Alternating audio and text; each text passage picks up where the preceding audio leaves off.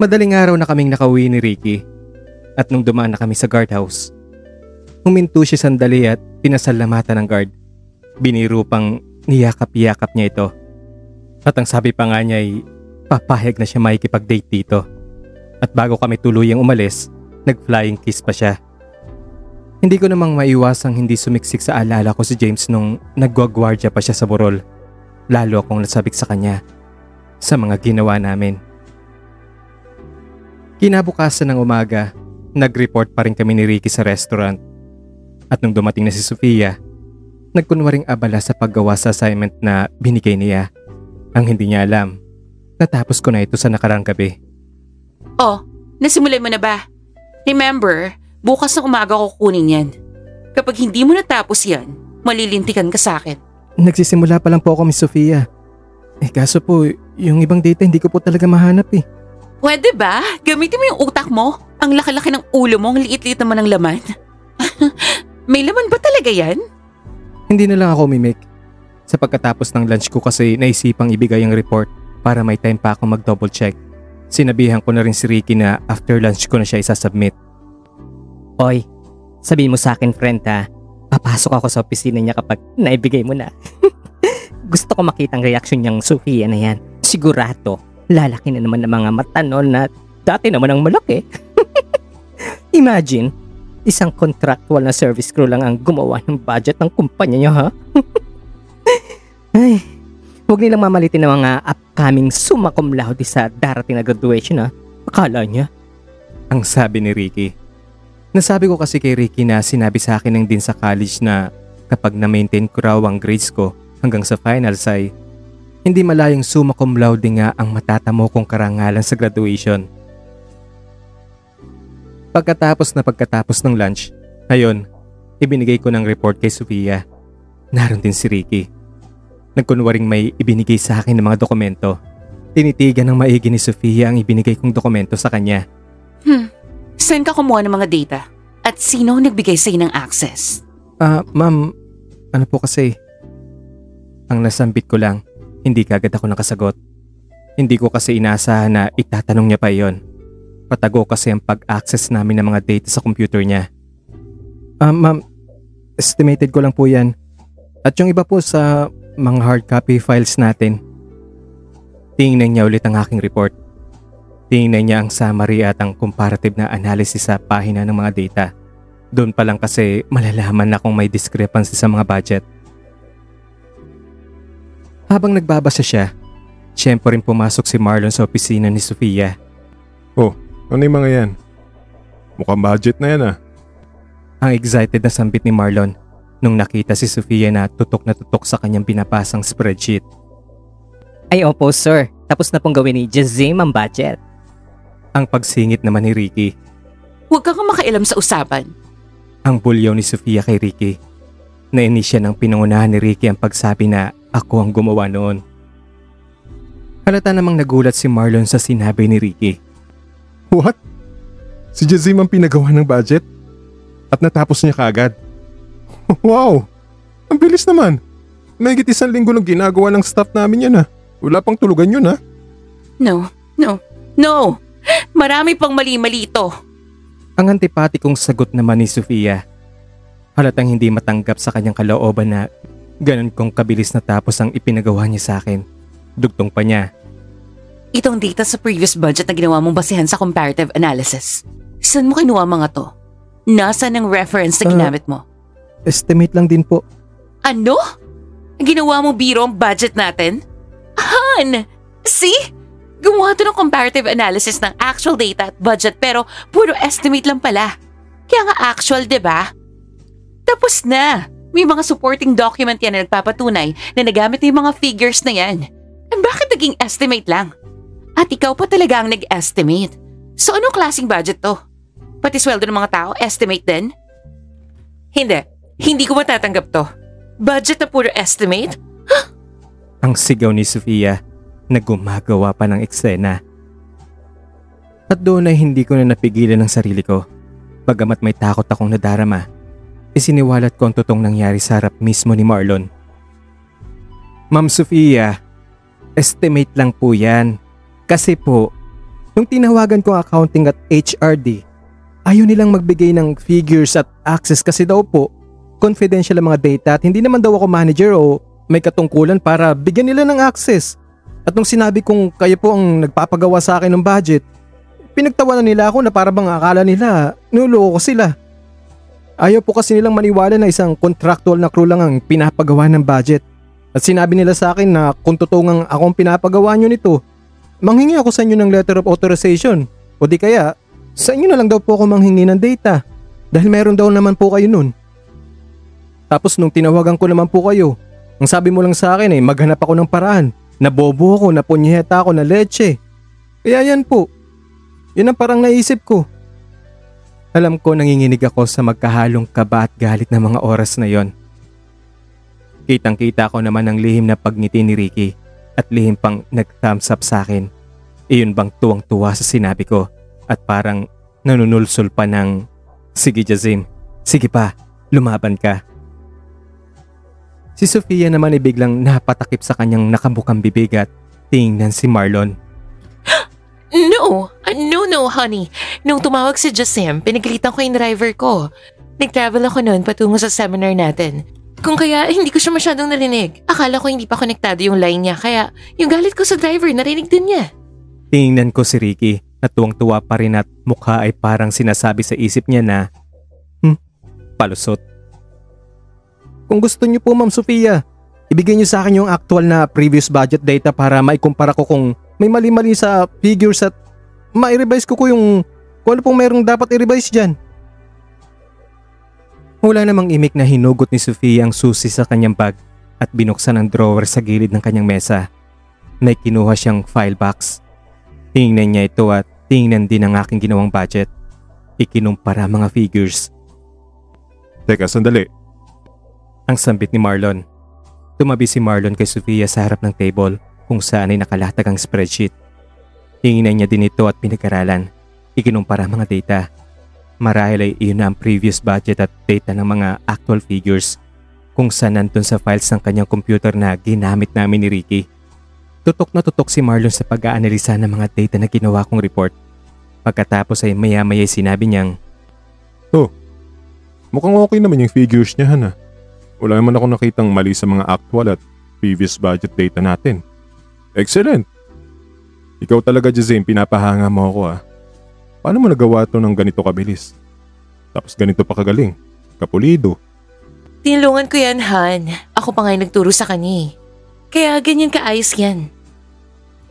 Sandali, Jazim. Ibigay ko sa iyo yung iba pang data para ma-double check mo pa, ha? Pareho lang yan sa soft copy na ibinigay ko sa iyo na may mga entries na. Yung kinopya mo lang para makompleto yung report. Actually, Han, more on encoding lang naman yung ginawa niya. Ako yung nag-provide ng mga data sa kanya. At ako na rin yung gumawa sa mga calculations. Actually, ako naman yung gumawa ng lahat na nasa spreadsheet na yan. Totoo ba, Jazim? Encoding lang ang ginawa mo rito. Binitawan ko na lang ang isang hilaw ng ngiti at sinagot siya. Feeling ko ay hindi ko na talaga masisikmura pa ang kasinungalingan ni Sofia. Kung kaya nasagot ko na talaga siya. Di ba po ang sabi ko, mga estimate lang ang figures na entry niyan kasi nung tinawagan ko po kayo, nang sabi niyo lang sa akin, maghanap ako ng paraan at sabi mo pa, bobo ako, punyeta leche. Ang totoo po niyan, sir, ngayon niya lang po ibinigay sa akin yan. Nagsisinungaling po siya. At paano naman po niya magagawa ang budget samantalang pareho po kayong nag-attend ng seminar, di ba? Naging seryoso ang mukha ni Marlon, parang nagalit. At nung bumaling siya kay Sofia, Totoo ba, Sofia? Nagsinungaling ka? At doon na kami nagulat ni Ricky nung ngumuwi ang mukha ni Sofia at biglang umiyak. Humikbi pa siya, humagulgol. Parang hindi ako makapaniwala na ang isang matapang at tuso na si Sofia ay iiyak lang ng ganon. Tila isang batang nagsisisigaw. Kaya na ba ako ngayon? Naging sinungaling? Dumating lang yung hampas lupang yan? Ganyan yung pagtingin mo sa akin? Sinungaling ako? Hindi ko na kaya to. Hindi ko na kaya. At parang isang batang nagtatatakbo palabas sa kanyang opisina. Humabol naman si Marlon.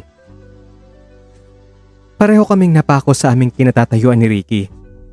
Parang isang toad na hindi makapagsalita sa sobrang pagkabigla sa eksenang ginawa ni Sofia.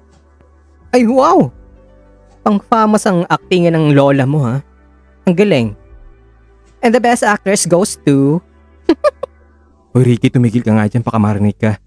Ang totoo niya, natatakot ako sa mga pinagsasabi ko eh. Oy, huwag ka matakot Igan. Manalig ka lang. Nasa iyo ngayon ng makapangyarihang salita ng Bertud. Kaya chill ka lang dyan. Ano? Ano pinagsasabi mo? Yung bobo ko, punyeta ko, leche. Ang panggagaya ni Ricky sa sinabi ko kay Sofia, kung sana'y isinigaw pa talaga niya ang salitang leche. Natawa na rin ako, pero sa loob-loob ko, matindi ang takot na nadarama ko. Alam ko kasi, gagantihan ako ni Sofia.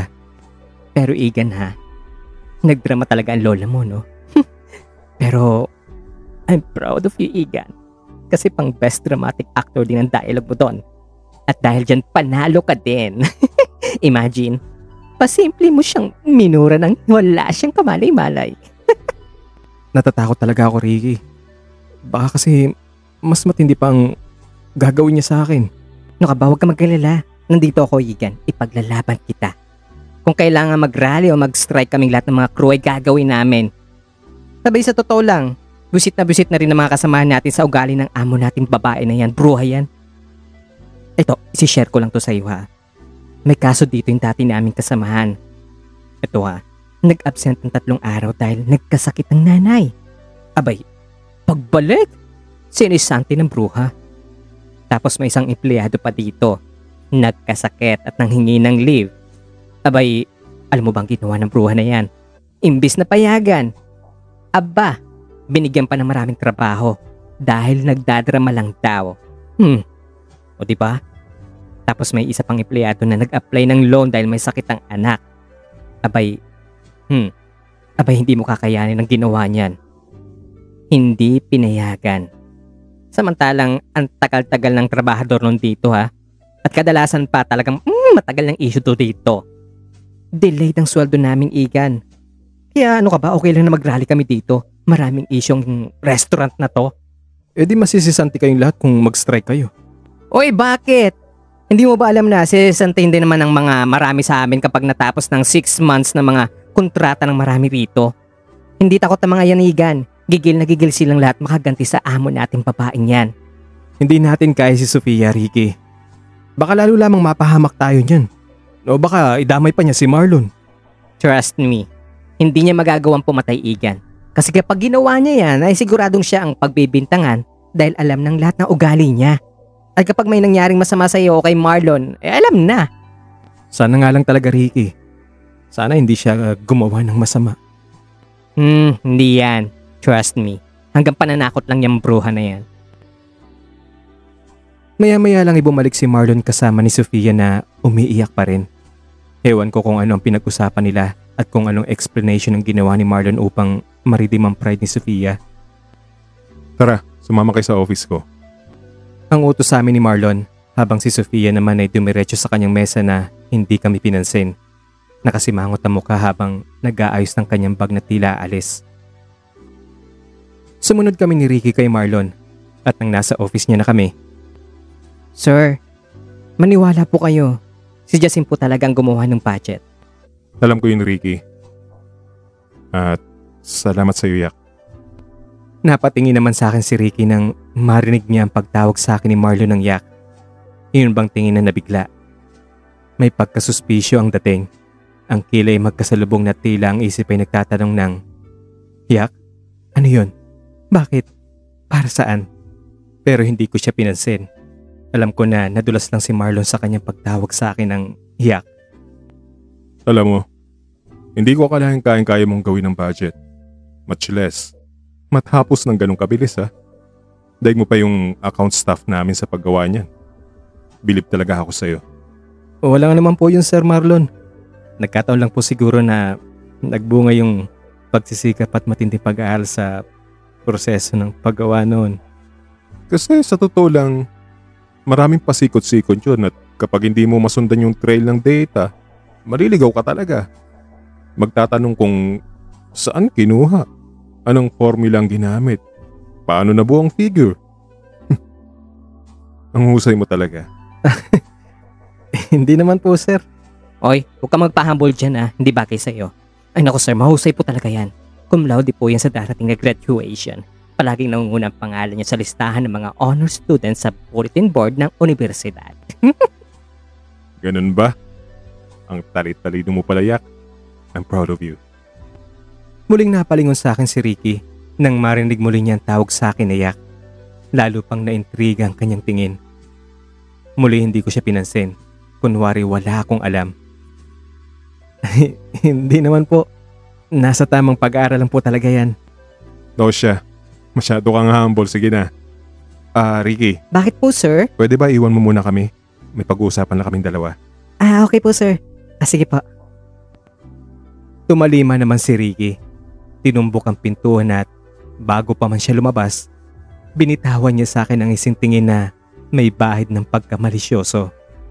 Lihim ko naman siyang pinandilatan. Kumusta ka na, Yak? Ang tanong niya sa akin nung kaming dalawa na lamang at talagang pinanindigan na niya ang pagtawag sa akin ng Yak. Okay naman po sir. Yak. Sana talaga ikaw na bunso ko, no? Siguro ang swerte-swerte ko. Mabait, masipag, matalino, saka gwapo din. Bigla naman ako natahimik sa sinabi niya. Mistulan ako na bilaukan. Hindi naman kasi totoong kapatid ko si James. Kung ako nga si Yak na kapatid mo, saan ba tayo nakatira? Taga saan ba tayo? At doon na ako kinabahan. Hindi ko naman din kasi alam ang kanilang lugar. At dahil sa ayaw ko magduda siyang nagsisinungaling ako, sinagot ko siya. Sa Mindanao. Oo, sa Mindanao nga. Mabuti na lang at naalala ko ang nasabi sa akin ni James na taga Mindanao raw ang pamilya niya. Sa Mindanao? Teka. Ano palang sinabi ni Ma'am Sofia sa'yo? Huwag mong ibahin ang topic, Yak. Please, sagutin mo ako. Para naman akong binuhusan ng malamig na tubig. Napatingin na lang ako sa kanyang nagmamakaawang muka. Sabik na akong makilala mga taong nagmahal sa akin, Yak. Ang tunay kong pamilya kung saan ako bilong. Hindi ka ba naaawa sa akin? Siyempre awang-awa ako sa kanya. Pero ano bang may tutulong ko? Kagaya niya, wala akong alam tungkol sa pamilya niya. Kaya nanatili na lang akong nakatitig sa kanya. Paano kung hindi ikaw ang kapatid ko? Wala akong pakialam. Basta angkinin ko ang pagiging kuya mo. Habang hindi mo nakikita ang tunay mong kuya, mananatili akong yun. Ganyan ako kadesperado. Ganyan ako kasabik sa mga taong nagmamahal sa akin. Ngayon, wala ka man lang bang sasabihin tungkol sa mga magulang natin? Kung saan talaga tayo nakatira? Kung anong trabaho ko? Kung ilan lahat tayong magkakapatid? Tayong dalawa lang ang magkapatid. Sa Davao City tayo nainirahan, malayo sa syudad. Ang nanay at tatay natin ay parehong nagtatrabaho sa bukid. Nakatapos ka ng kursong business management. Tama, business management. Talaga? Kaya pala madali kong natutunan ang ibinigay na posisyon sa akin ni Sofia. Siguro matalino ako nun, no? May honors pa ako nung graduate ako. Kagaya mo? Oo. Ganun ba? Ano palang trabaho ko? Gwardiya. Ang mabilis kong sagot. Gwardiya naman talaga si James eh. Iyon ang pinakamadaling tanong na naibigay niya. Gwardiya? May honors ako? Business administration? Bakit gwardiya? Pero don't get me wrong ha. Nirespeto ko ang trabaho nila pero nagtataka lang talaga ako kung bakit graduate ako pero pinili kong maging gwardiya. Kasi wala ka pang experience kung kaya hindi ka natanggap sa trabaho na ina-applyan mo. At saka gusto mo talagang maging gwardiya nung una. Ang pag-aalibay ko na lang. Tama nga naman. May honors nung graduate. Pero gwardiya ang naging trabaho niya. Hindi nga ikaw ang kuya ko. Ano ka ba? Ang pagbawi ko rin. Pagbabaka sakaling hindi niya nakukulitin sa kakatanong. Hindi. Gwardiya nga siguro ako. Kasi naalala ko kapag dumadaan na ako sa gate at nakikita ang gwardiya ng restaurant natin. Parang may nararamdaman akong familiarity sa kanyang trabaho, sa kanyang suot, at sa daladala niyang baril. Natahimik uli ako. Hindi ko na kasi alam kung ano pa ang idudugtong ko. At namangharin ako sa sinabi niyang familiarity sa pagkagwardya. Naalala ko tuloy ang sinabi sa akin ni Ricky na sobrang lapit daw niya sa mga trabahante nila. Pero lalo na sa gwardya. Kapag may oras daw siya, nakikipagbiruan, nakikipagbangkaan sa gwardya at hindi na iwasang pumasok sa loob ng guardhouse. Tinitingnan ng mga logbook at minsan pa nga ay tinuturuan ng gwardya kung paano gumawa ng roving report. Teka. Kailan ka ba uuwi sa atin, tol? Gusto kong sumama sa'yo. Patay! Ang sigaw ko sa isip ko. Nakikinita ko ang eksenang dadalhin ko siya sa bahay. Ang reaksyon ng mga magulang ko, ang tanong ng mga tao, at ang tatay ko pa. Seryosong tao ni Animoy hindi mo pwedeng mabiro. Siyempre, napakalaking issue niya sa kanila kapag nangyari at lalo na kapag ipinakilala kong kapatid. Sino bang hindi magtatanong? Sino bang hindi magugulat? Bahala na. Siguro sa end ng semester ako uwiyak. Hindi ba pwedeng bukas, Yak? O kaya next week? Gusto ko lang makita kung ano na nangyari sa pamilya natin. Di ba sabi mo na-stroke ang nanay natin? Ano na bang nangyari sa kanya? Okay na siya. Magaling na siya. Mabuti naman. Ano, kailan tayo uuwi? Siguro, wag na muna. Magagalit si Ma'am Sofia niyan. Kung ipapaalam natin sa kanya, oo, magagalit yun. Maghanap na lang ako ng alibayak. Sasabihin kong bibisitahin ko lang ang isang branch namin sa probinsya. Di ba? Pwede yun? Marami pa akong gagawing project. Graduating pa naman ako tapos mag-absent pa ako niya sa trabaho ko rito. Sigurado nga hanapin ako ni Ma'am Sofia dito. Huwag ka mag-alala, akong bahala. Ikaw ang bahala, ako naman ang kawawa. Ikaw naman oh. Ako nga ang bahala, huwag ka mag-alala. Ay, okay sige. Bahala ka. Iyon ang napag-usapan namin. Nung tatayo na sana ako para lumabas ng opisina niya, tumayo rin siya at lumapit sa akin. At laking gulat ko na lang nung bigla niya akong niyakap. Maraming salamat, Yak ha. Hindi ko lubos maisalarawan ang aking nararamdaman. Para akong naiihi sa kilig. Naamoy ko pa ang kanyang pabango. Nasalat pa na mga kamay ko. Ang planchado niyang puting long sleeve. Nakiyakap na rin ako. Niamnam ko ang sarap ng kanyang pagyakap. Basta ipangako mo sa akin, Yak ha. Isama mo ako sa atin. O ikaw, Igan. Bakit ang tagal-tagal mo doon? Anong pinag-usapan niyo ni Sir Marlon? Ayun. Gusto niyo raw sumama sa amin. Talaga? Isama mo na dali para makita niya ng inyong mga magulang. Sa pagkarinig ko na naman sa sinabi ni Ricky, bigla naman ako nalungkot. Para bang pabigat ng pabigat ang aking kalooban sa mga pagsisinungaling ko. Kung si Pinocchio ay humahabang ilong kapag nagsisinungaling, ako naman, patindi ng patindi ang bigat nito sa aking kalooban. Siyempre, hindi totoong magkapatid kami ni James. Pakiramdam ko'y gusto ko na talagang sabihin kay Ricky ang lahat. Parang hindi ko na kaya ang bigat ng aking saloobin. Hindi na lang ako kumibo. Hindi na rin ako sumagot. Pakiramdam ko'y matinding awa sa sarili ang aking nararamdaman. Yun bang feeling na nagtatanong sa sarili kung bakit ko nagawa ang pagsisinungaling? Kung bakit ako nagpapakahirap para kay James? Kung may katuturan ba ang lahat ng ginagawa ko para sa kanya? Kung karapat dapat bang gawin ko ang kasinungalingang iyon para lamang sa aking nararamdaman sa kanya? Sobrang natuturyete ang aking isip. Pakiwari ko'y may sasabog sa aking kalooban. Binitawan ko ang isang malalim na buntong hininga. Hoy, ang lalim nun ha. Ang sambit ni Ricky nung napansin niya akong bumuntong hininga. Tingnan ko si Ricky sa mata. Naghanap ng kasagutan sa aking isip kung nararapat bang ibunyag ko na sa kanyang katotohanan. Bakit naman ganyan ka makatingin? May nasabi pa akong masama? Galit ka ba sa akin? Pwede bang maupo muna tayo? Ay, sure. Sige. Naghanap kami ng lugar na maupuan.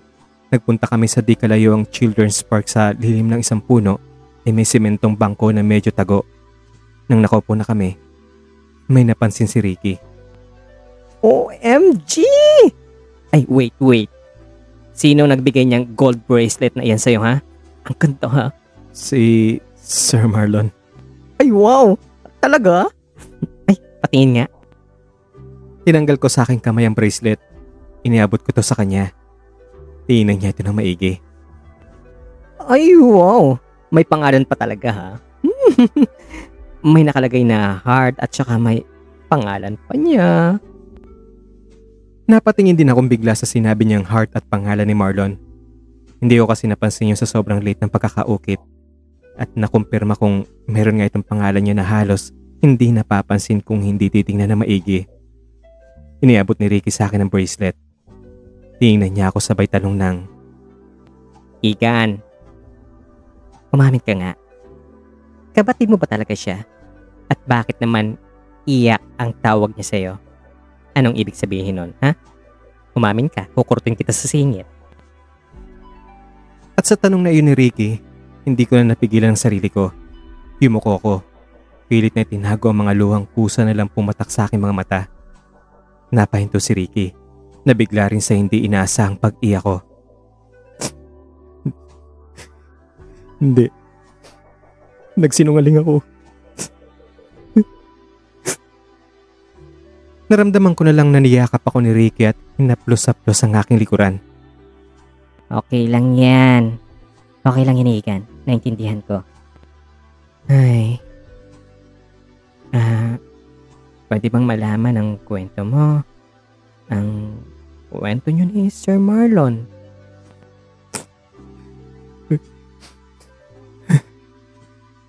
₱21 pa lang ako nung nagkakilala kami ni James. Security guard siya sa isang bodega ng mga kopra sa Burol. Malapit sa bahay namin. Natrak ako sa kanya nun. Sa kanya ko naranasan ng pag-ibig. Siya nagturo sa akin ng lahat. Nung una hindi ko masabi-sabi sa kanya na mahal ko siya.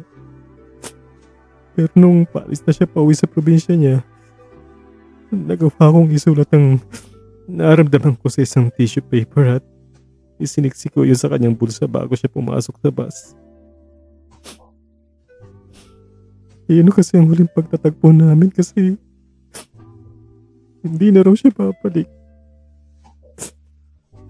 Tapos nung nakaalis na yung bus, naglakad na rin ako palayo sa terminal pero hindi pa ako lubusan nakakalayo. Narinig ko ang tawag niya. Pinahinto niya palang bus nung nabasa niyang sulat ko na I love you. Niyakap niya ako. Sinabi niyang mahal din niya ako at nangako siyang babalik pa rin sa akin. Pero hindi na siya bumalik. Hindi na siya nakabalik. Naghintay ako ng text niya sa cellphone ng kaibigan pero wala eh. Tapos nung nakita ko si Sir Marlon sa restaurant niyo. Pero hindi niya ako naalala, hindi niya ako natatandaan. Kung kaya nagsinungaling ako at inangging kuya ko si James noon. Sorry, Igan ha, hindi ko alam eh. Ano ka ba? Ako dapat nga mag-sorry sa'yo eh kasi nagsinungaling ako. May mali akong ginawa. Bakit nga pala kapatid ang pagpapakilala mo sa kanya? Mahirap naman kasi kung sasabihin ko na magjowa kami, di ba? Siguradong pagtatawanan lang ako. Lalo na ni Sofia. Kung sa bagay may punto ka. Pero naintindihan kita. At hindi ka dapat mag-sorry ha. Salamat, Ricky ah. Ang problema ko lang ngayon ay kung dapat ko bang ituloy ang paghabol ko sa kanya.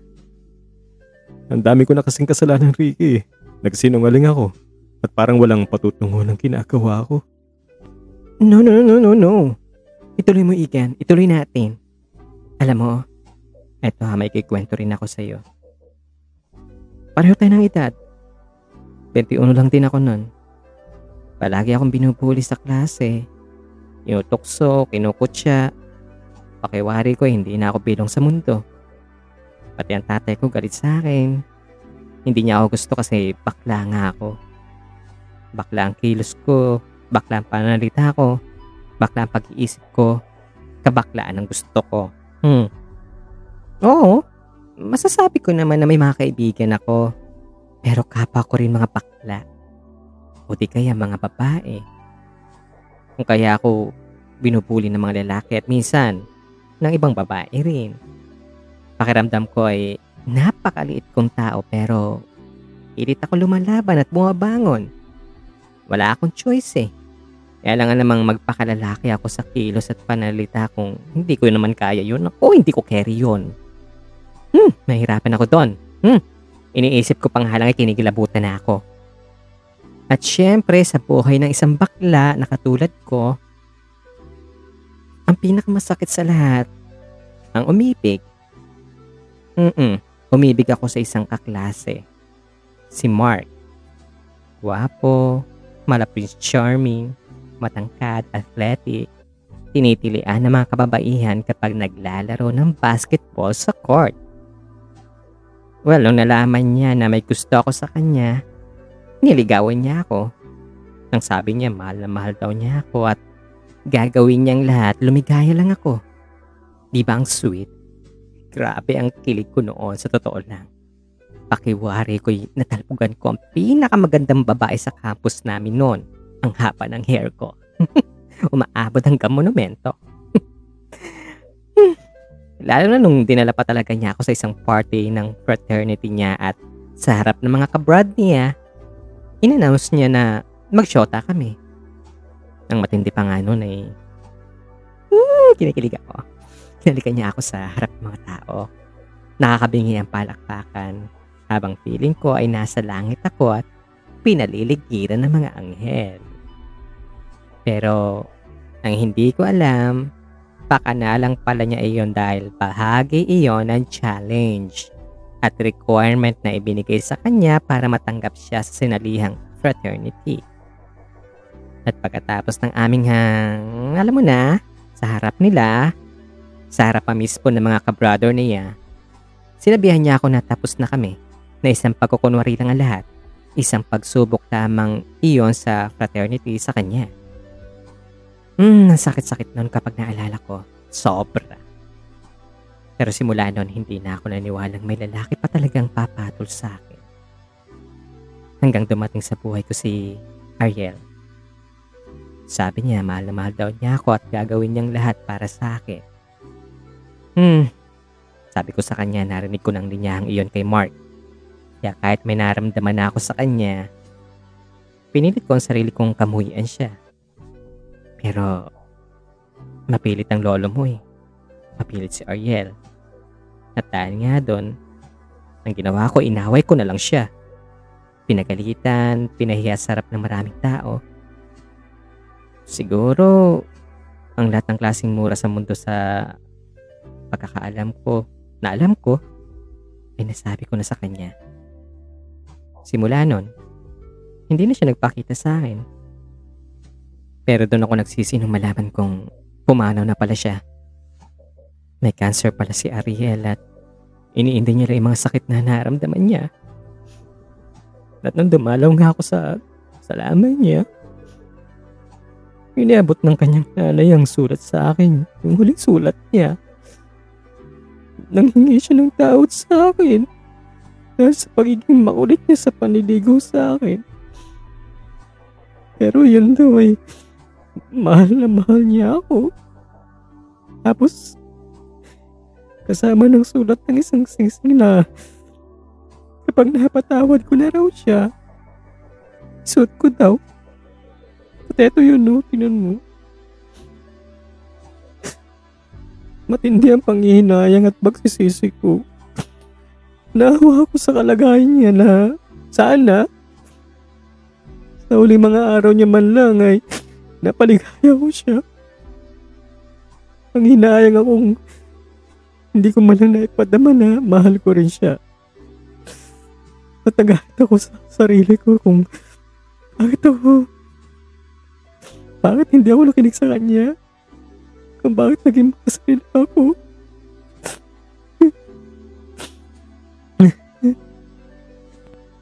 Pakiramdam ko'y tuluyang nabaling ang aking lungkot sa lungkot na nadarama ni Ricky. Akala ko kasi, puro masasayang karanasan ang naranasan niya sa kanyang buhay dahil sa kanyang pagkapalatawa at pagkapalabiro. Yun pala'y sa likod ng kanyang ngiti at tawa ay may masakit na kwento ng pag-ibig.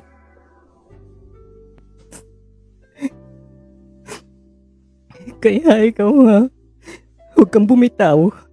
Huwag mong hayang isang araw ay mawala rin siya sa'yo. At may daladalang matinding pagsisisi sa iyong puso. Paswerte ka nga dahil kahit nawala siya, eto bumalik siya sa'yo. Kaya kinin mo ang pagkakataon. Huwag mong hayang isang araw ang tanging maiwan sa'yo ay ang bracelet na lang na ito. Angkinin mo ang bracelet niya. Angkinin mo rin siya. Tingnan mo ako. Sing-sing na lang ang nasa akin. Wala na siya. Hindi ko man lang naipadama sa kanya ang pagmamahal ko.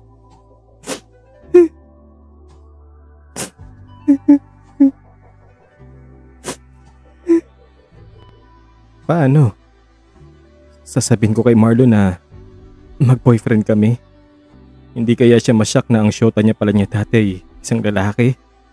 Hindi kaya siya magalit sa akin dahil sa pagsisinungaling ko? Maghahanap tayo ng magandang tiyempo, Igan. Pero sa ngayon, magpanggap ka pa rin muna na kapatid niya kasi nga, baka hindi pa rin handa ang isip niya. Kinabukasan, habang sabay kaming naglalakad ni Ricky patungo sa gate ng eskwelahan, biglang may pumarang isang puting van sa tabi namin. Bumukas ang kilid nito. Sa aming pagkabigla, hindi namin nagawang pumalag nung biglaan kaming hinila ng sabay papasok nito ng may 4 na katao. Talian ng mga kamay at paringan ng mga mata, dali! Itutuloy. Bago tayo magpaalam, gusto ko magpasalamat sa nagbigay boses sa karakter ni Sofia, ang nakakainis na si Sofia. Maraming salamat Miss Mara sa pagpapaunlak sa aking invitasyon sa isang collaboration na bigyan buhay mo si Sofia. Huwag po kayong magagalit kay Miss Mara ha, karakter niya lang po si Sofia pero mabait po talaga yan kasi isang message ko lang sa kanya. Pinagbigyan niya kagad ako na mabigyan niya ng boses yung karakter ni Sofia. Kasi napadan kasi ako sa channel niya. Yun nga pala, bisitahin niyo yung channel niya, Haunted Journal. Ilalagay ko po yung link sa description box at sa comment section. Yung para po pag i-click niyo madadirect po kayo sa kanyang channel. Pakinggan niyo po yung mga short stories niya ng mga nakakatakot.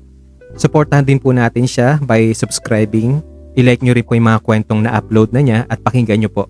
At mag-comment din po kayo sa kanya na galing po kayo sa channel ko. Maraming episode pa siya na makakasama ko kaya abangan nyo po yung mas matinding kamalditahang ipapakita ni Sofia nagagampanan ni Miss Mara. At syempre kung hindi pa kayo nakasubscribe sa channel ko, please consider subscribing po.